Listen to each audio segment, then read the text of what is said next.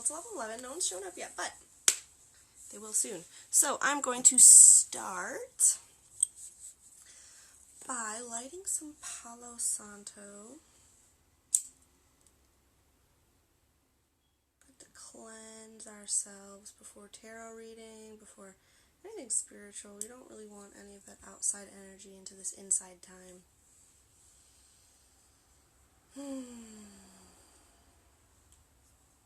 Burning incense, sage, Palo Santo, of course, ethically sourced materials. It kind of, as you use it more often, it will, your subconscious will associate that smell, that action, that sound of the lighter turning on into it'll associate it with its time to start being, introspective, spiritual, more purposeful. So that is why I'm a big fan. And burning stuff is a very specific smell you don't smell very often, so love this. Okay, well, take a deep breath in.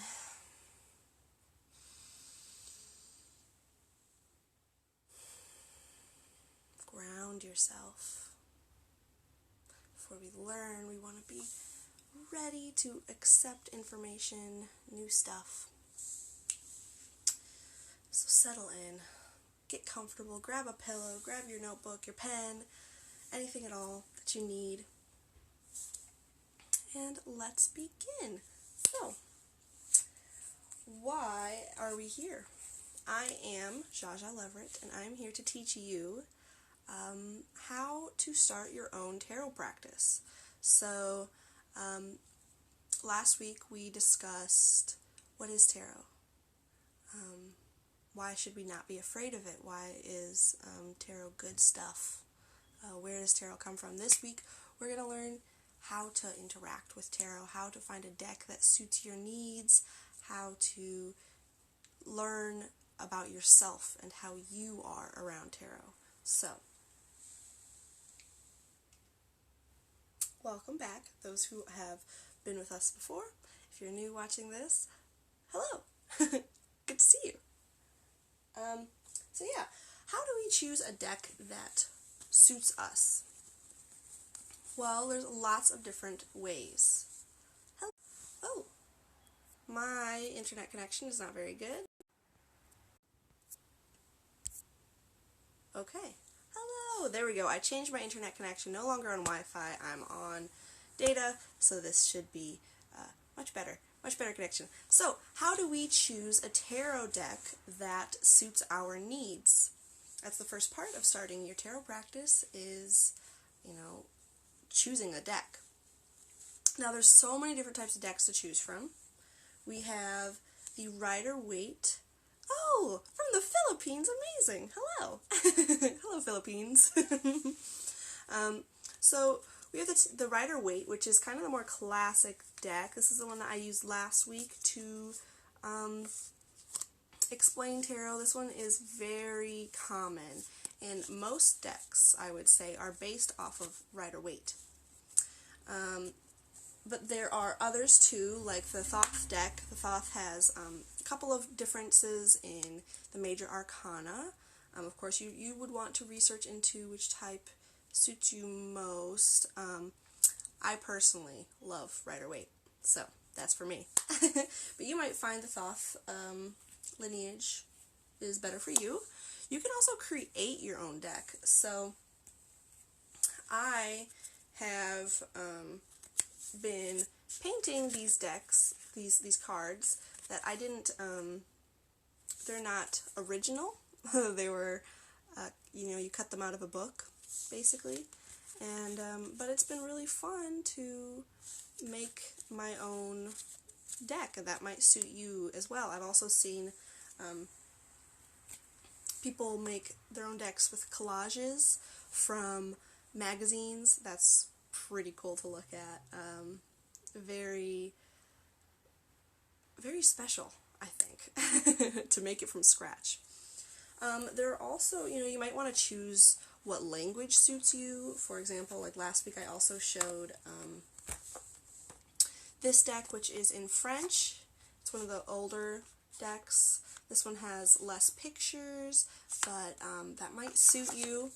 There are also some really different decks, so like the Mother Peace deck. The Mother Peace deck is round, and let me just get it out for you. So the Mother Peace deck, this one's pretty fun.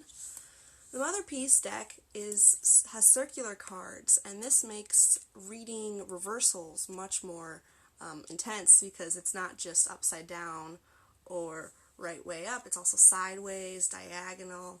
Very interesting. But, it also, the artwork, the artwork is very important to choosing a deck for you. So, if you look at a deck and everyone's been telling you, oh, I just love this deck, you need this deck, and you look at it and it just doesn't spark anything in you, you're like, I don't really like this art, it's kind of just not my thing, then, that's fine, go find a different deck. So, yeah, there's a lot that goes into choosing your own deck, which one suits you. Also, lots of decks come with books, and hello, Mom. Yeah, lots of decks come with books, and that might be helpful for you if you want to, the ones that don't come with a deck, it's a little bit less, maybe it's just less easy to absorb that information from that specific deck, because while each deck kind of uses the same system, everyone is very particular, very specific, yeah, so with a deck you can kind of learn all the intricacies in the specific art that the artist put in there and what it's supposed to represent, and yeah, so that would be some options for you in choosing your deck. Now, a big question is, should you buy a deck? I've heard that a lot. A lot of people don't believe that you should buy your own deck, which, that's fine if you really feel like you'd rather be given a deck, that's the option. If you believe that, that's your only option, is to be given a deck. But I think most people will go a long, long time without anybody ever offering you a deck. So, I think it's totally okay to just go to a store and, look through their glass little display case and see which covers kind of call to you, which ones work well, and lots of stores will let you look at the decks. They have sample decks, so you can flip through them. Also, I know one store in Chicago, Alchemy Arts, is it Alchemy Arts? I think it's Alchemy Arts. Alchemy Arts, they have they have binders full of different tarot cards, and you can look at all the different art and see which one works for you. So, it's lots of work going into finding a deck. You can also buy multiple decks. I have multiple decks, and I use them for different purposes, and that's another thing we're going to get into today. Oh yeah, there's also size. The Rider-Waite deck, it comes in, mine is, I think, the middle size. It might be middle or small. Yeah, I think this is the middle size. And then, I think the other one's a little bit smaller, and then the big ones are pretty dang big. So if you want, like, really big cards to work with, that's another option. There's also, I've seen the miniature decks, which are about this big, and they're full of cards, but they're still thick, but they're really tiny. So if you want to hide your decks for any reason, a tiny deck might be the one to go for. Yeah. So, care and keeping of your deck. How would you take care of your deck? Well, and why would you take care of your deck? It's really important to respect the cards. You want to respect them. They are, your connection to these answers that you're asking that aren't average, everyday answers. Hello! So you want to respect the deck because, it's a magical connection, and it's respecting you enough to give you these answers, so you should respect it by giving it some love and care. So, how would we do this? Hello. How would we take care of our decks? Well, I personally like to keep my decks in some sort of little sack, bag. For my Rider-Waite, I keep them in this this unicorn case. I love this guy. And I usually keep the, not just the cards in there, but also the little booklets they come with. I put them in their little baggie. And then those baggies, of course, you know, we don't want to let them get wet. You don't want to, you know, leave them out just like for anybody to get a hold of. I like to keep mine out of the sun for the most part. And yeah, so there's lots of different ways to take care of your deck. So you need to decide for yourself if you want other people touching your decks. Some people really don't mind. Some people can't stand it when people touch their cards, and if you decide that you don't want people to touch your cards, then you need to put in some boundaries. Maybe when I don't want people to touch my altar, for example, I put a sign on it that says, you know, do not touch, this is a sacred space. Yeah, it's a sacred space. Sorry, my internet's not great in here, I guess. Maybe next week I'll move to a different room. But yeah, you have to decide if that's what you want, and you need to tell the people who you live with if you're willing to let them know that you have cards. I know some people aren't, but you know, if you leave them out in the open, you know, they're interesting. You know, the cards call to people, so they're gonna want to pick them up. And so if you leave them out, let people know you don't want them touching your stuff. Another option is, you know, if you don't care, you're not sure. So my Rider-Waite deck, this one is the one that I let people touch. This is my one that I use when I'm reading people's cards. You know, at Subo Salon, for example, I use these cards because I really don't mind sharing the energy of these cards, and also I believe that it is much more powerful of a reading if somebody has touched the cards that they are getting their reading from. So this one seemed very happy. It wasn't like, don't touch me. So this is the one I chose to do that. It's also one of my oldest decks. I got that when I was a kid, and it's full of happy energy, good loving stuff. So that's the one I chose to share with other people. But I have other decks that I don't let people touch. Specifically, I don't let people touch my Hermetic tarot deck. At least, you know, I don't mind if it's in the bag as much. You know, if somebody really needs to move it, for example, like something spilled. It's in the bag. Please move it. Yes. And that's why I keep it in the bag. But, you know, if people want to look at the cards, I will show them the cards. Rather than let them touch it, just because those are special to me. So you need to choose for yourself if that's what you want to do. Yeah, so the next thing I really want to talk about is building a relationship with your cards. How do we do that? Well, there's so many different fun ways that I like to use myself. So one of them is sleeping with your cards underneath your pillow. People say that, you know, when you sleep, that has an association with the subconscious, the other world, yeah, space and time, all that good stuff. So sleeping with the cards underneath your head while you're resting, you know, that could help build a stronger connection with your cards. Another thing is, I actually carry my Rider-Waite deck with me a lot. I have a little pocket in my coat that I keep it in the winter, and I take it with me most places I go. And you might find that you don't want to take your cards out the house. That's great too. I have another option for you to get to know them if you want to stay inside. But I love to take my tarot cards with me all around Chicago, and if I'm traveling somewhere else, there too. Yeah, because they're part of me. They're part of how I help make decisions, and they should know what I'm up to. But that's for me. For you, it might be something different, so you decide. You do some experimentation.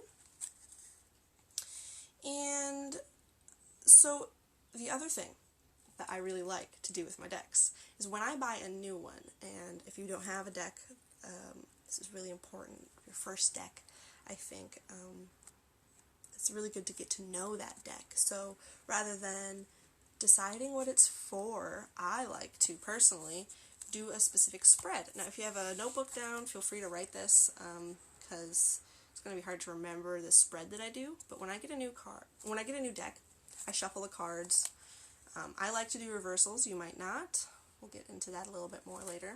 But, so I flip them, I flip the cards, I shuffle, shuffle, shuffle, shuffle, and then I do a 6-card spread. So, if you were here last week, then like a spread is how you place the cards out.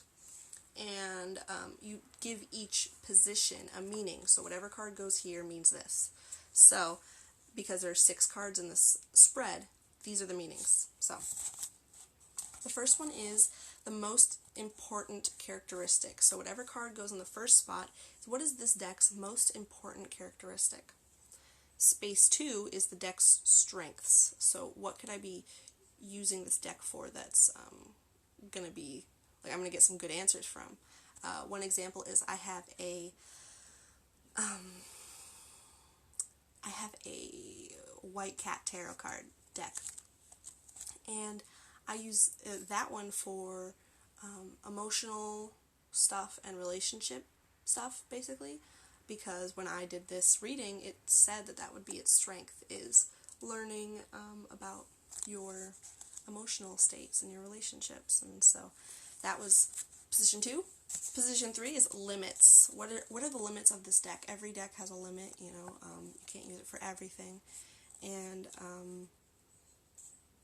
you can, but there will be limits. So you can know perhaps if, let's say, your limit is jobs, which I think that was, if I'm remembering correctly, that's one of the limits of the White Cat Tarot deck that I have. I wouldn't ask it about career advice because it probably wouldn't give me the best advice, because it's better for relationships and love and friendships and emotional stuff. So that would be an example for the third placement of limits. 4, what are you here to teach me? What is your deck here to teach you?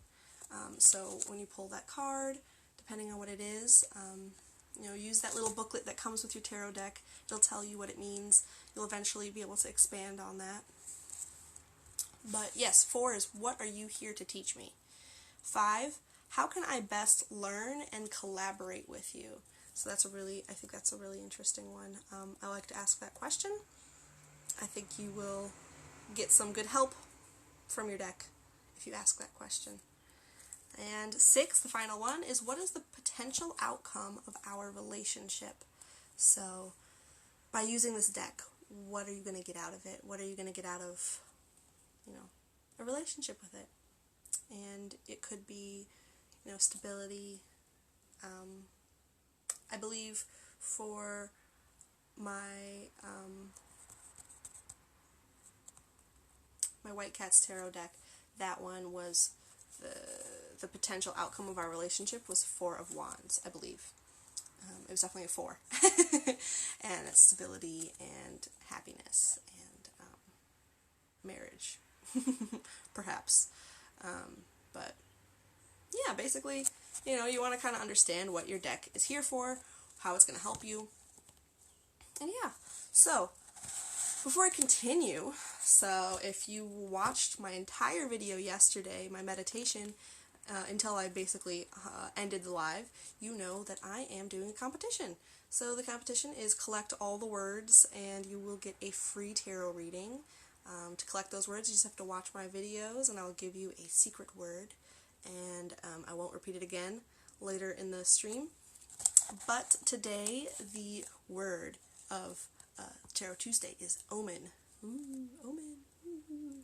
So if you give me yesterday's word, today's word, Wednesday, Thursday, Friday's word, and you have the most amount of words, you will get a free Celtic Cross online reading. So I recommend rewatching yesterday's video. Hint, it's towards the end. Yeah, if multiple people have all the words, then I'll give all those people a free Celtic Cross reading. But yeah, just to help inspire you guys perhaps to watch my videos. You know, you can also get something out of it besides some knowledge. So, let's move on. Now, practice. How do we practice with our deck? How do we get started? Now that we have our deck, now that we know how to take care of our deck, what do we do with our deck? Well, there's so many different ways to learn how to read tarot. It's kind of ridiculous. And I recommend choosing just kind of whatever seems right. Whatever seems relatable to you. You know, some things you just won't want to do, which is fine. It's your own practice. So, one that's really fun is just random grabs. So if you have all your cards, you spread it out on the table, and then you just grab a random one and you look at it. And you can either just decide in your soul, in your heart, in your brain, what does this card bring up in my subconscious? What does it bring up in my mind when I look at it? You can also, and I would write that down. You can also choose that random card and be like, okay, this is the card I have to learn today. Or write the second. If you want to do a bunch of them, that's cool too. You know, you can pay attention if it's upside down, if it's not, if it's reversed. And, you know, learn specifically that exact one. And eventually you'll get to all the cards and you'll learn them all that way. That one's really fun. Single card studies. So you could start from the beginning of the deck. You know, you can never shuffle them when you first get them and just decide to go through the deck one card at a time every day, or maybe a couple a day, and just learn that card. So it's similar to the first one, just not as random. You learn them in an order. That might help you with learning, you know, the numbers that are assigned to each card, because the major arcana, they are numbered, you know, 0, 24, 25.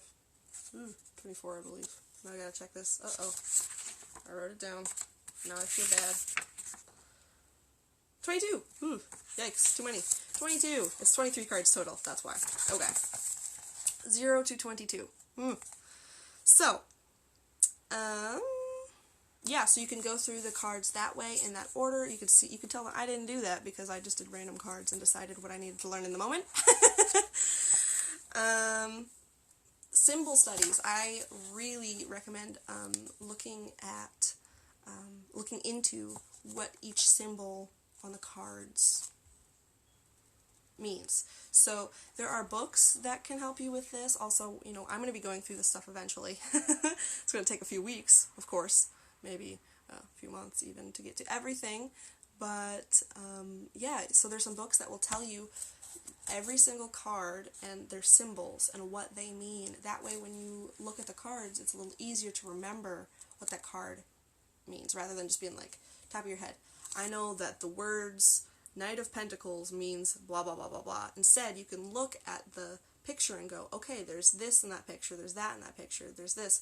That's so much easier, because the human brain kind of works better with photos, pictures, rather than just descriptions, words. So that would be very helpful, learning the symbolism, and not just in shapes, and but also in colors, and in, you know, in body language of what the pictures of the people on the cards are doing. That could help you. You know, certain plants that might be on the card, certain, you know, like a pumpkin is a great symbol for harvest. And so that might help you, you know, in your brain you might think of, oh wait, this card represents, I get to reap what I have sown. Yeah. So, I recommend with large spreads, because that's what a lot of people like to get to eventually, is those big large spreads. When you're starting, I don't recommend doing those as often. Because one, they're really overwhelming, and when you're just learning, seeing all those cards and doing even a daily Celtic Cross, that's a lot to get through. I mean, it'd be great practice to do a Celtic Cross every day, but you really want this to be, I would rather for you guys, to have a consistent practice that is smaller than one that is inconsistent and, big spreads, which, I have that issue too, where I like to do big spreads and then I go a while without reading them, but I think it'd be really helpful if you do one card a day rather than a bunch of big spreads, and then eventually be like, this is too much information, I can't absorb it all. So yeah, but with the big spreads, I really recommend starting reading your own year in the future spread. So you would do 1 month at a time, and a card in the middle for your overall. So it's 13 cards. That's a lot. It's plenty to start with. And that one's nice because while, yes, it's a 13 card spread, each month you really focus on one card. Well, I guess 2 cards because you do the theme. And that theme card you look at all year long. So it's really only 2 cards a month. And it's nice because you can kind of plan ahead for your year if you look at those 12 months, but it's a spread that you can keep coming back to for an entire year, and even afterwards you can look back on it and be like, oh, that's what that meant. So if you really want to do a big spread right now, that's a great one. But make sure you take a picture of it or write down what you got, because, you want to reflect. I'm going to get to that being the most important part in just a moment. But yeah, I guess if you want to do a big spread and you're just beginning, like a Celtic cross, so that's quite a few cards, I believe 10.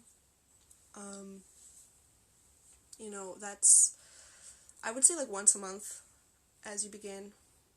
Also, I don't like to do big readings too often because I just personally feel like not that it diminishes the power of the spread, but the less often you do it, it does feel more profound. So, try to find a happy balance for yourself, basically, between big spreads and small spreads. Daily card pulls are great because then every day, you shuffle your deck, you pick a random card, and you go, this is what I'm going to focus on for the rest of the day, or this is what I can expect today. So, that's a good one for your daily, just a single card. Now, very important stuff is reflecting on your readings. It is so important to write down your readings, and you could take a picture, like I was just saying. You could take a picture of it, and that's awesome because then you can look at it and you have that visual tool to be like, okay, this is exactly what I got. But it's also, I think, very important to write down what you think it means and then come back to it and reflect underneath that what it really meant or what you believe it really meant. Because that's how you're going to learn how the cards are working for you. That's how you're going to learn what specific cards mean for you, because each person has their own meanings for their cards. It's very individual practice. It is not a one-size-fits-all practice, so you need to do some experimenting. And hello, Natasha. Yeah, you need to do some experimenting. You need to reflect. You need to understand what spreads work for you. You might start off with Celtic crosses and yearly spreads, and you'll find it doesn't work for you, and that's fine. You can find that more personal spreads that you made up yourself with very specific questions, those could be very helpful for you instead. You might find that you really like past, present, future. You might find you really don't like those. What do reversals mean for you? That's also a big thing. That makes the cards completely different if you take into account reversals. So you want to decide what they mean for you. And that's probably one of the biggest parts of tarot that's different for everybody, is reversals. Do you like answers to your questions, or do you like guidance? Personally, I like guidance. I don't ask many questions to my tarot cards. I don't ask, what should I do? I ask, what energies am I going to run into? how can I navigate through those energies? But you might really need an answer, or you might really want to know what to do, and that might be very helpful for you to, explore that. Explore those opportunities. Explore those options, I should say. Do you like a nuanced approach? Or because it's very different for everybody. Would you like when you read the cards, do you feel more like a watery flow with your answers? So let's say, I'm trying to think of a more nuanced card.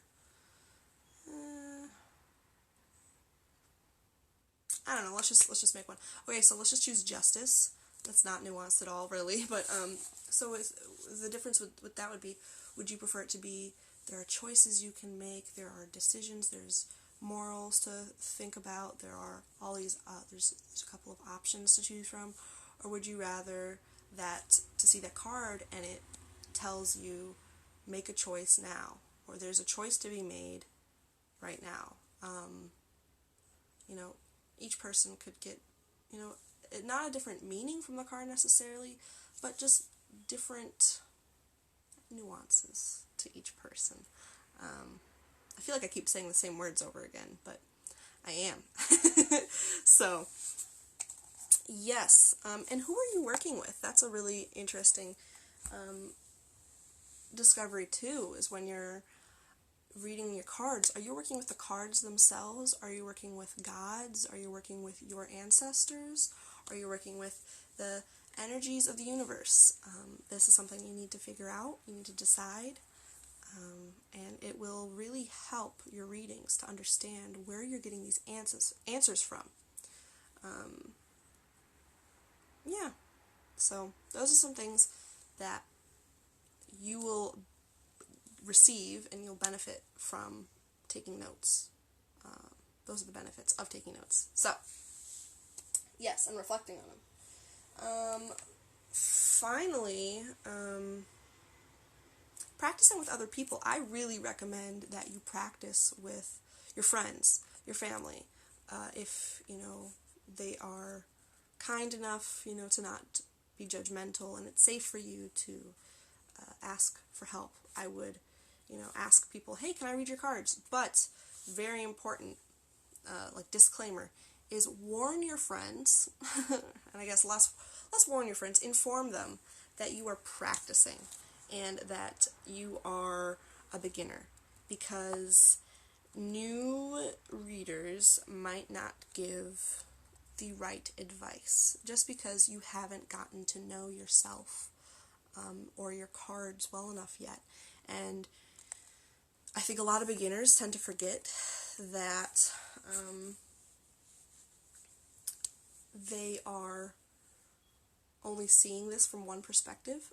And a big thing is that a lot of people don't believe that you should be reading your own cards, which I think is a very fair thing to be worried about, because the thing about reading your own cards is you can only see your perspective. You have these blinders on, and unless you can understand that, yes, I think this could mean this, and this is what I'm going to prepare for, you also need to understand that, yes, it could mean something else that I'm not grasping yet. And, you don't want to scare your friends by being like, well, I heard that this card means heartbreak, so your boyfriend's going to break up with you because he's cheating, or whatever. You really don't want to scare people, because there's a good chance it doesn't mean that. So really inform your friends that you're a beginner. Inform them that you're practicing. This is a practice. This isn't a professional reading. They'll probably know this, but I think it's just fair to give people, a definite heads up. And use your book. Don't be afraid to, look through your books and choose, not choose, but just to, see what is, what does this card mean? Oh, it actually means, there's a lot of things I forgot about that it could potentially mean, until you no longer need your book. But yeah, I think the last thing I have is things you might notice as you're reading cards is similar age groups and similar friends, well, not similar friends, friends might have similar cards. So if you're reading for, let's say you're a teenager and you're reading for all your friends and they're all about to go graduate, you might get a lot of like readings with like pentacles and swords. So that's, kind of like money and education. So just for an example, that's something that you might notice. And friends who are getting their cards read together, you all might get similar, cards in similar places. Maybe they're reversed differently, but, that happens a lot with me, I've noticed.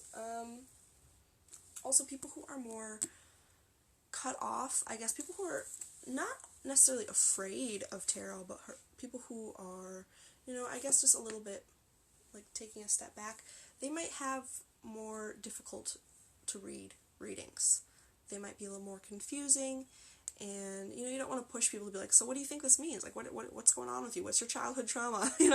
I think it's a good practice to be able to be like, okay, I'm confused, I have no idea what these cards mean together, and to just try to make a story with the cards, because each, like I described last week, is that each card is a piece of a story, piece of an experience, and by looking at it that way, that might be very helpful.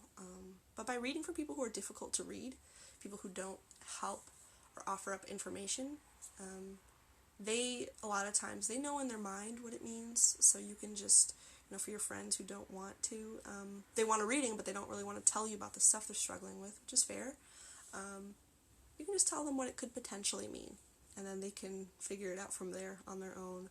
But I personally will tell people, like, this is I'm having some trouble picking up what this is, and sometimes they'll help you, sometimes they'll be all like, me too, I don't know, I'm nervous, or I don't know what this means either. And that's okay, that's a learning process. Sometimes people will approach you later and be like, now I think it might be this, and you're like, oh, you know what, look at that, it just took you some time to open up. So, practice with your friends, with your family, anybody who you feel comfortable with, and yes, I guess the last thing I want to say is that reading cards can be draining. So take care of yourself, and just be kind to yourself after and before. You get some rest, relax.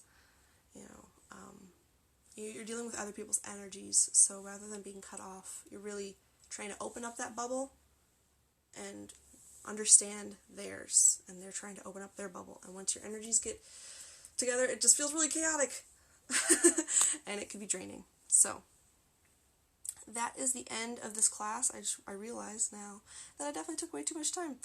So if there are any questions, comments, or concerns, please leave them below. I'll be on for a little bit longer. I hope you all learned some stuff. I had some good takeaways, I hope. If you want to rewatch the video if you came late, the beginning is all about choosing your cards, how to choose them, how to take care of them, and then, moved on to how to read them, how to learn to read them. I hope you all have a lovely day. Yay, getting some heart emojis. I hope you have a great day. Let me know if you're doing anything, if you have any questions. What's my take on the Chariot? Ooh. Oh, thank you, Mama. She says, well done. Well, Emmanuel, what is my take on the Chariot? Well, it is ruled by Cancer in the zodiac. And a lot of the times when you look at the card, the artwork will have a man in a chariot being pulled by two sphinxes, and one's black, one's white, and you can see in his chest, it looks kind of like it's white, and the rest of him is kind of blue, and it's kind of subtle, and he's wearing this